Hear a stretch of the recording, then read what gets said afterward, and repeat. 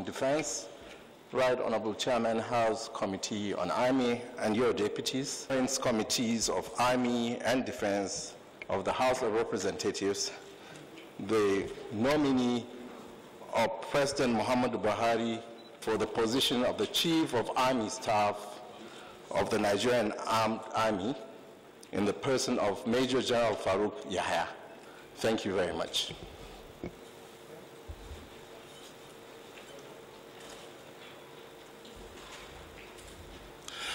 Thank you very much for that introduction. We would move.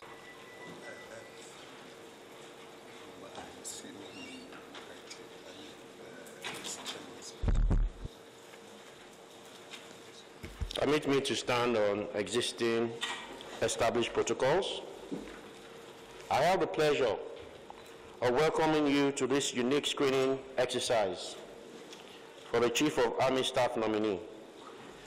This exercise is unique in view of the sad event that has necessitated its repeat. The Joint Committees on Defense and Army once again sincerely commiserates with the Armed Forces of Nigeria and pray that we do not have to witness such unfortunate incidents again. This exercise comes at a very challenging time in the history of our dear country. Our nation has been besieged by several security issues across all the geopolitical zones with banditry, militancy, and self-secessionists stretching our military to the extreme. The worst is the lingering insurgency in the Northeast. This war has cost the country a lot, both financially and in terms of human lives. This must stop. The Armed Forces of Nigeria needs to adopt innovative measures to curb the killings and wanton destruction of property as a result of cases of insecurity. I therefore hope that, if confirmed, the new Chief of Army Staff will do everything possible with other service chiefs to bring this to an end. You will agree with me that Nigeria deserves a reinvigorated armed forces that is robust, well-trained, adequately equipped, efficient, and fully motivated to protect Nigerians from the devastating effects of terrorism and other security challenges in the country. This screening exercise comes at the heels of Nigeria's 22 years of interrupted democratic experience. I must say that the relationship between the National Assembly and the Armed Forces of Nigeria has progressively improved as the Parliament continues to exercise the necessary democratic oversight of the defense sector. Let me reiterate the firm resolve of the 9th House of Representatives, ably led by the Right Honorable Femi Gbajabiamila, and particularly the Committees on Defense and that of Army's pledge to continually ensure a secure, peaceful, and prosperous country for all Nigerians. We will therefore continue to work with the armed forces to achieve this. Finally, let me assure you that the Joint Committees on Defense and Army will be thorough, transparent, and sincere in the conduct of this screening. We owe this to Nigerians and as their representatives. Consequently, we seek your cooperation as we embark on this constitutional legislative process. Thank you all. Absolutely, because he had to travel to Ghana this morning. But he has this message that I should present to these joint committees. I am delighted to be here today on this auspicious occasion to be part of the House screening of the new Chief of Army Staff, Major General Farouk Yahya, who has been nominated by the President and Commander-in-Chief of the Armed Forces of the Federal Republic of Nigeria. It is statutory, as demanded by our Constitution, for the House of Representatives to conduct the screening of a presidential nominee as Chief of Army Staff, and I'm glad to participate in today's joint session. I am convinced that the partnership between the House and Ministry of Defense will further entrench our efforts towards improving the security and development of our nation. Major General Farouk Yahya is an astute professional and experienced senior officer who has served the Army in various capacities and underwent many training programs before his nomination as the new Chief of Army Staff. I believe the House will find him worthy of confirmation at the end of this screening session. On this note, I wish the Joint Committee a fruitful deliberation. May God bless us all. Thank you. Given the fact that many Nigerians are not familiar with your antecedents in the military, how will you, may you please introduce yourself, tell us your resume, tell us what you've done, and tell us how Nigerians will be assuaged if your appointment is confirmed. You can please step out to the podium and please address us on these issues while running through your resume as well. Thank you.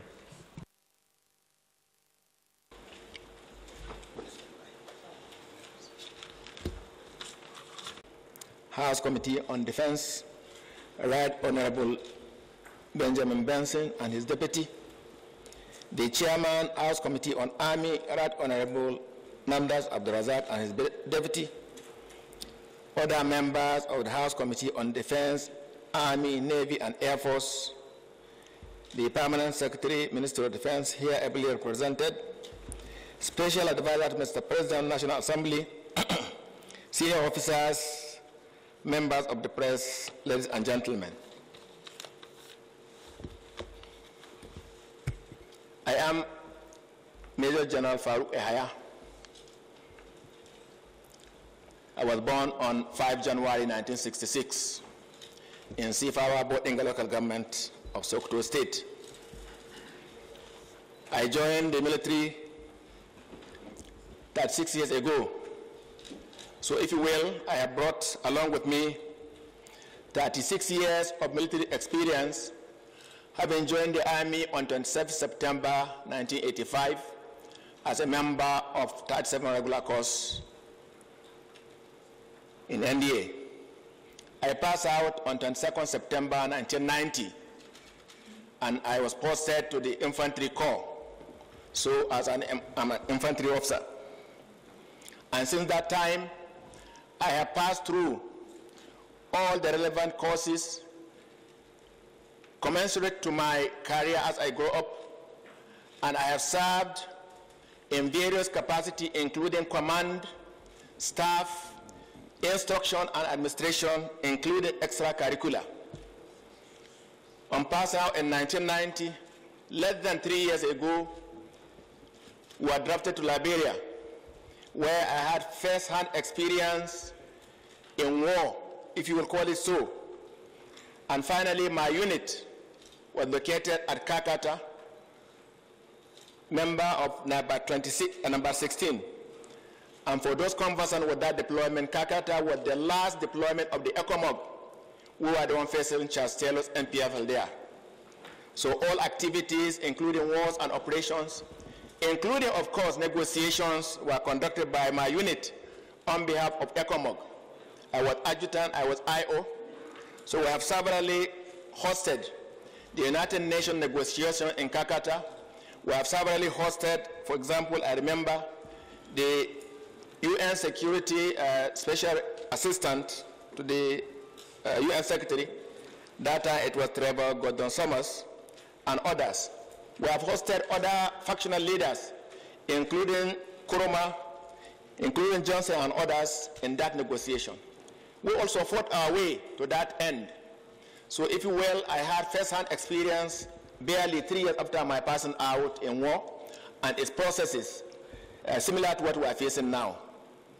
After that, when we came back to the country, I was also drafted to Gas Brigade here, where I served as a platoon commander, company twice, and company commander.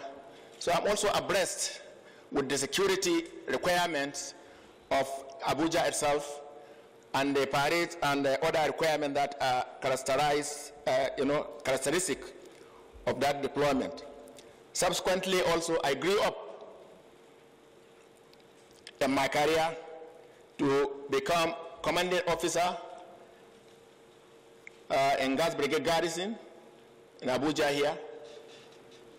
And so I was involved in all the security requirements of securing Abuja, and particularly the presidential villa. I grew up also to be a directing staff from there in the Armed Forces Command and Staff College. Thereafter, I also grew up in command to be a brigade commander in 4th Brigade, Benin. Even before that time, I have served in that general area. So in Benin, I was conversant then with all the requirements and the challenges involved in the security architecture in South-South, if you will, including those that we need to do in the defense of our critical assets in terms of oil exploration. Even earlier than that, I was in Yenagua, a chief of staff, Operation Puno Shield, it was called that time, now it's Operation Delta Safe, where we also operated in defense of our critical assets, including oil exploration and related matters.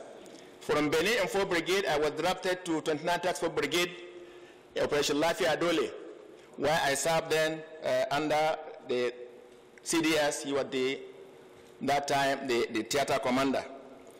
So at that level, I was also conversant with the war on insurgency since that time and all the requirements, and we did our best that time in provision of security and other challenges that we addressed.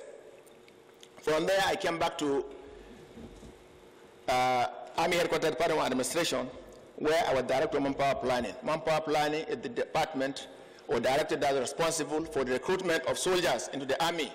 So I'm conversant with the requirement for recruitment, and I have an idea of what it is when you are talking about recruitment, and I know what we have on the ground, probably how many, if you ask me, I will, and others. And the challenges and administration involved in that. I have been to depot several times, and I have conducted recruitment even as I grew up in my career. I have done that in Jalingo, I have done that in Wari, I have done that in several other places. From there, I was also drafted to Army Headquarters Military Secretary, as the Military Secretary. Now, Military Secretary is the one responsible for the enlistment or commissioning of officers. So I have an idea what is required in terms of the officer requirement, officer challenges. I'm also conversant with all the requirements in terms of officer development. So I'm queued up in both soldiers and officers having served in these locations. For the Military Secretary, I was drafted to Headquarters 1 Division Nigerian Army in Kaduna, where I was involved again in, despite the administration of the units under command, also operations in the Northwest. I'm even from that zone, so I'm conversant with the challenges and other issues that relate to the banditry, kidnapping, and other challenges that happen there, including ethno-religious that happen every now and then in that place. It is from there that I went to Headquarters Theater Command as a theater commander, and I'm pleased to observe that I'm one of the longest serving who has served there as theater commander. I think only the former CD has served longer than myself. So I've been there for over a year, and I were involved in all the requirements for the provision of security and the fight against terrorism. And I am pleased to report that it was under my command that we were able to enter the Timbuktu Triangle that we have not been able to get into for a very long time. Timbuktu Triangle is one dreaded area that hitherto was held by the terrorists, but with the support of the federal government and the Chief of Army Staff then, were able to clear that Timbuktu Triangle and ransack all the hitherto enclaves of the Boko Haram terrorists, whether I'm talking about Buk, whether I'm talking about Kafa, whether I'm talking about Gorgori, whether you're talking about, other areas in that place. So we're involved in the other also security provision in all across the theater, whether I'm talking about Damasak, Malam Faturi, whether I'm talking about Gaidam and other areas. And we're also involved in relating with other security agencies and elements, including the NGOs that are also in that place. It's from there that I came here.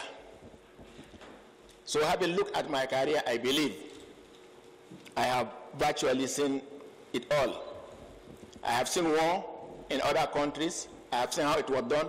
I was involved also in internal security operations, both there and here, because here, there, from war, it also involved security enforcement, peace enforcement and peacekeeping as it developed. Here also I have been to the northwest, like I mentioned, to the south-south, like I mentioned, and to the northeast. And now the challenges we are facing now all are characterized by these areas I have mentioned, where I have first had information, where I have commanded also troops and administered them in achieving what we have done. I therefore believe that I have the requisite requirement, by the grace of God, to now provide my services in this office of the Chief of Army Staff, if so confirmed. What I brought is the type 6 years of experience and commitment, dedicated leadership that I have had all across my career. Throughout my career, I have been appointed and promoted as at when due from the time I started until now. I think that probably points to that I have met also the requirement at every level of my career development. So I'm committed and determined to provide my best, also having known what is required to achieve results. Before I stop, let me, at this end, I should have done that earlier, thank and appreciate this honorable House that I know they are on break, but given the importance they attach to this screening, they came back from their break to screen and consider me. I particularly want to appreciate the chairman, House Committee on Defense, who is even outside country on other engagements. He has to cut it short to be here. This morning we have to wait for the honorable chairman, House Committee on Army, also who have gone for other engagement but have to cut them short to be here. I thank you very much, and I think that also points to the good working relationship we have, or the Army has, with the National Assembly. It was not different when I went to the Senate, and I think what was displayed today also further point to this synergy and good working relationship that I very much appreciate and hope will foster and continue to work together. Each and everyone has something to contribute. You can't and will not belittle the role of the National Assembly. They are the ones who provide the resources, who conduct the oversight function, who also interject where necessary, where intended not to be done. And so we are ready and willing to partner with all, including all other service and security agencies, because the job at hand, judging from my experience, is not one-man job, but it's what could be done or must be done along with others, other services, other agencies, including all stakeholders. Indeed, security is everybody's business, so we need all others, including the people, to now support, and including the members of the National Assembly also, who beside here in the chambers are also leaders in their own respect on their own communities. When you listen to the introduction, everyone representing a people, and I believe they have influence that they could spread there, and that we could harness to integrate it into our own fight against this insecurity, and with your support, with everyone, I believe we'll get there. Thank you so very much, sir.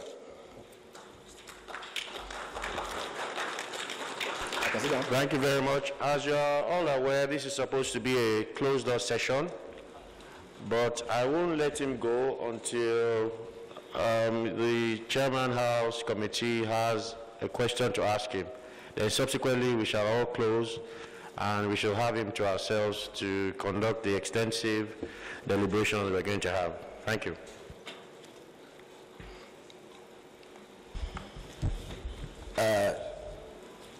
the Chief of Army Staff nominee, I am aware that there is this allegation that the three services are not always working together in the past, which is probably one of the reasons why we've been having challenges in trying to cope this threat of insecurity. And when the late Chief of Army Staff came up with a name change from Operation Lafia Dole to Operation Hiding Kai, it shows that probably there was actually a problem. Now he is trying to address the issue once and for all. Unfortunately, you happen to be the person that was appointed as a commander to head that operation, now Hiding Kai.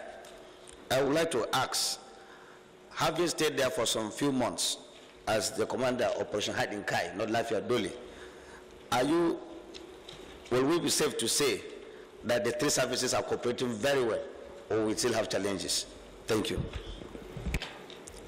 In my remarks, that from experience, this job cannot be done by any single service or entity. Indeed, in the army itself is a group work. It's not individual. That's why we are arranged in sections and platoons and companies and battalions and brigades. So having passed through also how it was done in some other places, I mentioned Liberia where I've been, this job is collective. And like you have seen in the Operation Hiding Kai, and it was even captured in the vision of the late Chief of Army Staff and in my own vision too. There was also mention of a joint environment in what we do, having realized that this job is not one service job. Not only that, it also requires other agencies and services and stakeholders. And as we speak, Operation Hiding Kai, before I left, has garnered this as a cornerstone for achievement of its mandate. We have always operated together. That's why you see the composition of Army, Navy, Air Force there. And now including the police, DSS, civil defense, and all other stakeholders. And as we know, internal security is really intelligence-driven operation. So we need others, including communities, including people, including opinion leaders, including traditional rulers, and all others who can provide information, because the enemy hides within us. So it is they who should provide information, who should support this war. So we work together. Now at the Army headquarters level, you know, at all locations here, all the service chiefs now, locally we have all met in the academy. So there is no much gap or something we don't know. The CDS, a member of that 4th regular course, we met him there. Chief Naval Staff is 36 regular course, I'm 37. Chief Air Staff is 35 regular course. So at one time or the other, all of us were members of HAB company together. Me and Chief of Naval Staff were one time or other members of HAB battalion. Chief of Naval Staff or Chief of Air Staff were one time or the other members of HAB battalion. Chief of Air Staff and Chief of Defense Staff were one time or the other like that. So the synergy cannot be anything better. Now that we have grown up together, we have trained together, we have gone exercise together, even before now. So there is, this synergy cannot be anything better. Then with other agencies also, for example, for the IG, we were together with him when I was commander of 4th Brigade. He was commissioner of police in Delta State. So the person I know, even before his appointment, we related, we have spoken. So there is no issue. Now, before I left, for example, in Maiduguri, the director SS, for example, we talk every day, and all other agencies. And indeed, in the headquarters, you have all the other elements, they are there. So we realize the need for this, and having come through this, process professionally, that it's not one man's job. And now the synergy between us, I think, cannot be anything better. Like I said, we have all been together even before now. Even before our appointment, we call ourselves names. I know the name I call the Chief of Naval Staff. I know the name I call the Chief of Air Staff. I know the name I call the CDS, even before that time, when we were there in NDA together. What are those names?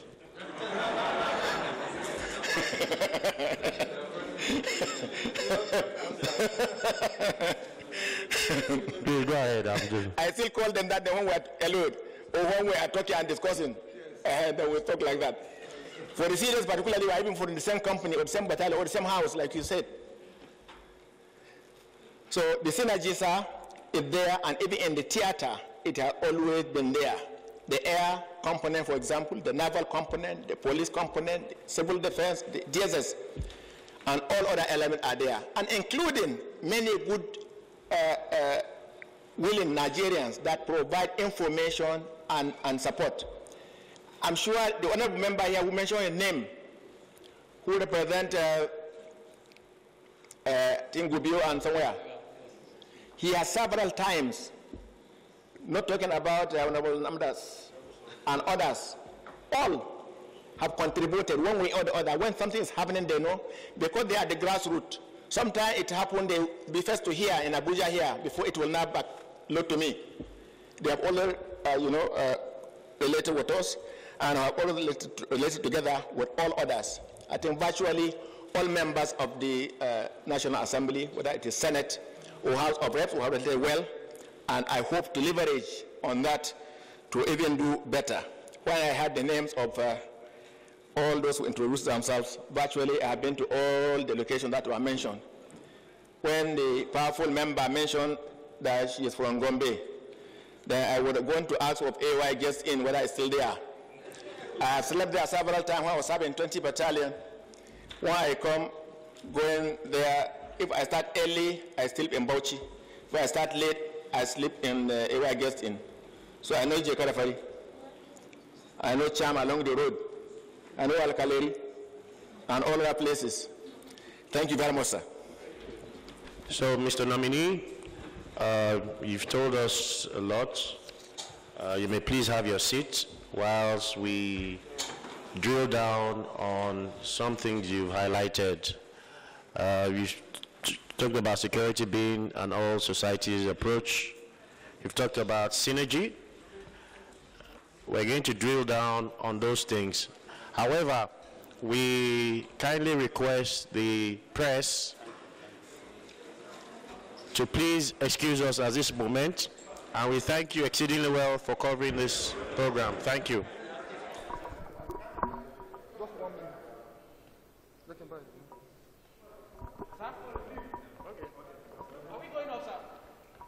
Let's, okay. Mr. Chairman, sir, yeah. Can we just have a quick wrap of what has transpired successfully here? Yes, we had a very frank and open discussion, very transparent. We live in very interesting times. We put very hard questions to the nominee, questions ranging from herdsmen, capacity of the military, the insurgency budget that is that's going to be before the National Assembly pretty quickly. And other issues that we can't discuss in camera. The discussions were very frank. Members were open to ask questions. You can see that we spent about 3 to 4 hours here today. So we will send our reports to Parliament when we open, and the decision will be taken whether it's yes or no. But what I assure is that there is a critical and there's open, frank decision on putting this war to its logical end. And efforts are being geared towards that. So in the shortest possible time, Nigeria shall be safe again. Okay, sir, finally, to you, the nominee, sir, we just heard that you had a very robust conversation with members of the House Committee. So what is your take-home from the feedback you got from them? I got the assurances of support. They have assured me they have realized that now this job is not one man's job, and they will play their part adequately in the support of the Nigerian Army and the military and all other agencies. I think it's most assuring to hear that from them. They are down to earth we are down to earth in our discussion, and it is most assuring for me. I'm very pleased with the interaction I had with them, particularly those one behind closed doors. It was very informative, educative, and we are poised to now even improve in our relationship with the National Assembly. They are critical holders, like you know, in this our drive to end insurgency and improve security across the country. And that, inshallah, we shall do. Thank you very much. Thank you very much, sir. Thank you very much. The press are doing very well. Channels will always shine. Channels will always shine. Thank you.